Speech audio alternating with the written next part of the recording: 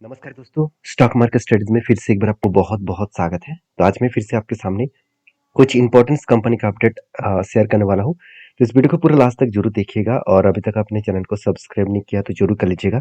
Continuously information और updates इसी channel के माध्यम से आपको मिलता रहेंगे। तो चलो अभी देख लेते हैं कौन सा कंपनी है इस वीडियो के अंदर। तो सबसे पहले मैं बात करूँ अशोक लेलैंड के बारे में बात करने वाला हूँ। देखिए अशोक लेलैंड लगातार एक पॉजिटिव मूवमेंट में आगे बढ़ रहा है, क्योंकि जब इस कंपनी के ऊपर एक पैटर्न स्केट हुआ था तब मैंने आपको बताया कि थोड़ा सा टाइम लग सकता है इस कंपनी में ऊपर जाने के लिए, क्योंकि उसके पीछे रीजन भी था। वो रीजन मैं आपको बता दूं। देखिए यहाँ पे जो पैटर्न्स बना था वो आज का पैटर्न नहीं है। अराउंड 2018 से लेकर एक कब बना, 2018 से लेकर 2022 के जुलाई मंथ तक एक कप बना। उसके बाद फिर से एक कप विद हैंडल पैटर्न्स बना और हैंडल बनने के बाद देखिए ब्रेकआउट तो हुआ। ब्रेकआउट करने के बाद कंपनी एक ही जगह पे कंपनी बार बार काम कर रहा है। तो मैं आपको पहले ही बोल चुका हूँ कि कंपनी जब भी नीचे आए थे उसके बाद ऊपर जाने का कोशिश कर रहा था। एक स्ट्रांगली इसका रेजिस्टेंस था, यहाँ पे एक रेजिस्टेंस स्ट्रांगली वो फेस करते, बार बार फेस करते और फाइनली जब ब्रेकआउट किया, रिटेस्ट करके ब्रेकआउट करके ऊपर गया, तो यहाँ पे क्लियर हो गया कि वो हायर लेवल तक जाएगा। हायर लेवल मतलब जिस लेवल से वो इतनी बार रिटेस्ट किया है वो स्ट्रांगली इसका रेजिस्टेंस बन चुके हैं। वो करीबन 190 के आसपास स्ट्रांगली ये जो रेजिस्टेंस है, इस रेजिस्टेंस लेवल को उसको ब्रेक करना होगा। अगर इसको ब्रेक कर पाए तो कंपनी इजीली ऊपर जाएगा। इजीली मतलब इतना आसानी से नहीं जाएगा। जो मैं टारगेट लेके चल रहा हूँ एक बहुत बड़ा टारगेट है, करीबन 300 रुपीज के आसपास। अगर 300 रुपीज के आसपास टारगेट मिले तो एटलीस्ट मुझे जो यहाँ पे टारगेट मिलने वाला है वो करीबन 80% के आसपास। तो लंबा जर्नी लेकर मैं चल रहा हूँ, ये मैं पहले ही डिस्कशन कर चुका हूँ। अभी क्वेश्चन ये है कि ये जो टारगेट है वो कब तक दिखेगा, मतलब कब आने वाला है। इसके लिए बता दूं कि कंपनी के जो फिलहाल के जो क्वार्टरली रिजल्ट है वो रिजल्ट जल्द से जल्द आने वाले हैं। और ये भी देखने को मिला है कि कंपनी के जो सेल्स है, पिछले सालों के जो सेल्स था, इस बार वो सेल्स का जो मतलब परसेंटेज है और सेल्स का जो मतलब टोटल वैल्यू है वो टोटल देखा जाए तो 45,000 के आसपास है, 45,000 करोड़ के आसपास है। और उसी बेसिस में देखा जाए तो कंपनीज के ऊपर सेल्स के बाद अगर एक चीज़ को नोटिस करना कि सेल्स के बाद कंपनी के एक्सपेंस मिटाने के बाद कंपनी का जो नेट प्रॉफिट है वो भी देखेंगे तो कंपनी पिछले सालों में जो नेट प्रॉफिट किए थे उस इस बार कंपनी डबल के आसपास नेट प्रॉफिट दिखा रहा है। तो जो कंपनी इतने शानदार तरीके से खुद का डबल परफॉर्मेंस दिखा रहा है तो क्या वो कंपनी भागेंगे नहीं? बिल्कुल भागेगा। टाइम कितना भी लगे वो कंपनी इजीली ऊपर जाएगा, ऊपर जाने का चांसेस भी रहेगा। तो यहाँ पे आप देख सकते हैं कंपनीज के ऊपर जो बैलेंस शीट है वहाँ पे भी एक अ, मतलब पॉइंट में आपके साथ शेयर करूँ कि कंपनी की जो रिजर्व है और अभी जो करंट रिजर्व देखने को मिला है वो रिजर्व के हिसाब से बात करें तो कंपनी के रिजर्व में उतना ज़्यादा ग्रोथ नहीं हुआ, मगर कर्जा कंपनी ज़्यादा ले लिया। देखिए आज तक की कंपनी इतना ज़्यादा कर्जा नहीं लिया था, तो एटलीस्ट इस टाइम कंपनी कर्जा क्यों लिए जा रहा है? क्योंकि कंपनी को बहुत सारे बसेस का ऑर्डर्स कंपनी को मिला है। और आप सभी जानते हैं इलेक्ट्रिक बसेस मैन्युफैक्चरिंग में अशोक लेलैंड बहुत तेजी से काम कर रहा है। और साथ ही साथ सीएनजी और हाइड्रोजन के ऊपर चलने वाला जो ट्रक्स है उसके ऊपर भी काम कर रहा है, बसेस है उसके ऊपर काम कर रहा है। तो बेसिकली देखा जाए तो कंपनीज के ऊपर जो ग्रोथ है वो अपकमिंग टाइम्स में और भी ज़्यादा बढ़ने का चांसेस है। हाँ, ये बात तो जरूर है कि कंपनी के पास बहुत ज़्यादा कर्जा है। कल अगर कंपनी को कर्जे को मिटाने के लिए बोला जाए तो कंपनी में थोड़ा सा दिक्कत आएगा, क्योंकि कंपनी के टोटल जो एसेट और कंपनी का जो रिजर्व है दोनों को अगर मिला दूं तो भी कंपनी का जो बोरिंग्स है उस तक पहुंच नहीं पाएंगे, क्योंकि कंपनी के हाथ में कैश भी उतना ज़्यादा नहीं है। एटलीस्ट 4,400 करोड़ के आसपास है। तो कुल मिलाकर टोटल एसेट और साथ ही साथ रिजर्व प्लस अगर अगर देखेंगे तो कंपनी का जो ट्रेड है, ट्रेड रिसीवेबल है, ये सारे सॉरी कैश जो है वो सब कुछ, सॉरी कैश कितना है 2,000, तो सब कुछ मिलाकर 20,000 करोड़ के आसपास देखने को मिलेगा, जो कंपनी के बोरिंग से बहुत कम है।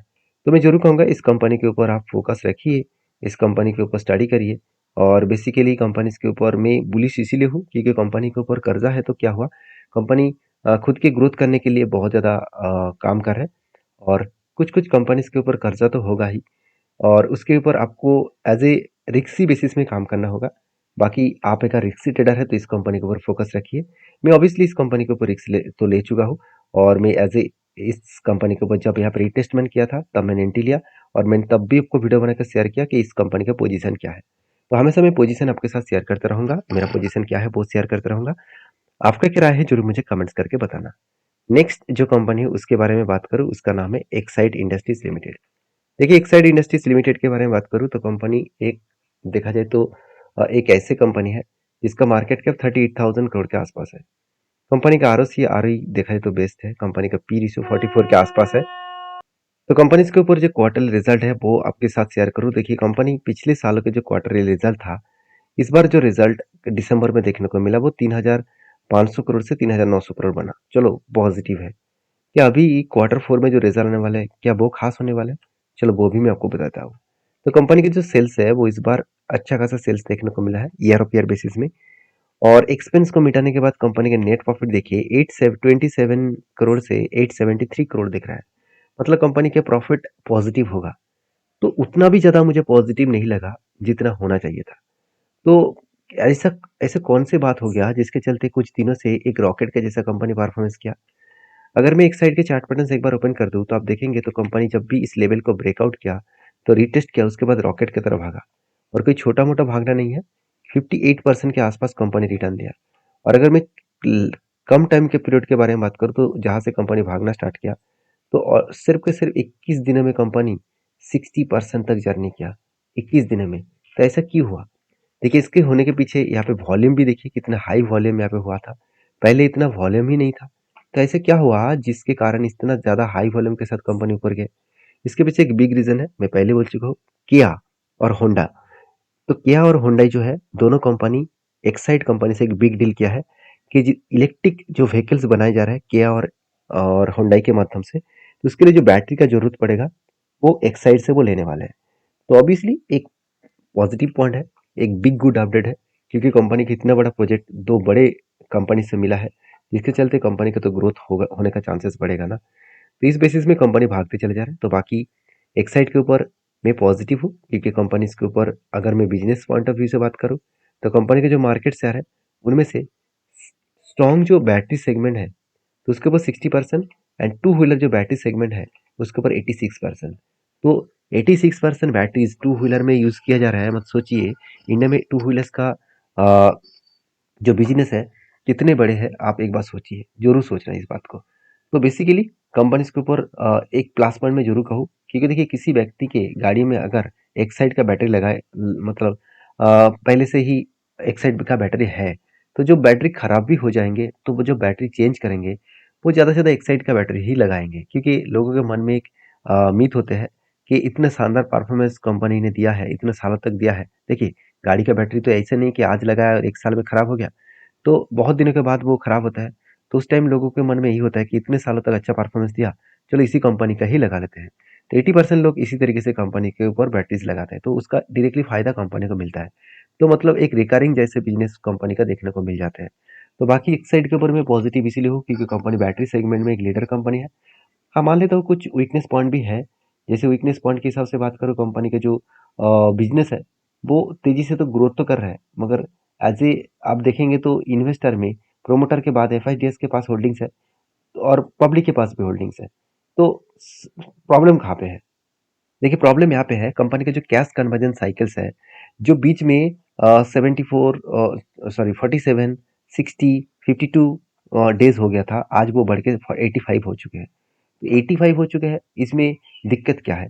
देखिए दिक्कत यही है कि मैं एक आपको एग्जांपल दूँ, मान के चलिए आपका एक बिजनेस है और उस बिजनेस से आप आपने जो प्रोडक्ट जिसको उधारी दिया, वो मान के चलिए आपको 85 दिनों के बाद आपको पैसा वापस कर रहा है। तो अब क्या आपका बिजनेस सही चलेगा? बिल्कुल नहीं ना। तो आपको बिजनेस को स्मूथ और जल्द से जल्द फटाफट कैश जनरेट करने का बिजनेस अगर चलाना चाहते हैं तो कैश कन्वर्जन साइकिल्स आपको कम करना चाहिए। जितना कम दिन में आपके हाथ में पैसा आएगा उतना ही आप स्ट्रांगली आगे बढ़ पाएंगे। बाकी आप इस कंपनी को किस तरीके से सोचते हैं जरूर कमेंट्स करके बताना। नेक्स्ट जो कंपनी उसका नाम है मदरसन वायरिंग्स लिमिटेड। देखिए इस कंपनी के ऊपर बहुत दिनों से मैं एक एंट्री लेकर रखा हूँ और बहुत दिनों से मैं इस कंपनी के ऊपर इंतजार करके रखा हूँ। इस कंपनी के ऊपर कब वो टारगेट बनेगा वो सबसे पहले मैं आपको दिखाऊंगा। देखिए फाइनली यहाँ पे एक छोटा सा एक एंट्री बना था कप विद हैंड पैटर्न्स का, और फाइनली ब्रेकआउट हुआ, रिटेस्ट किया, उसके बाद ऊपर जाने का कोशिश कर रहा है।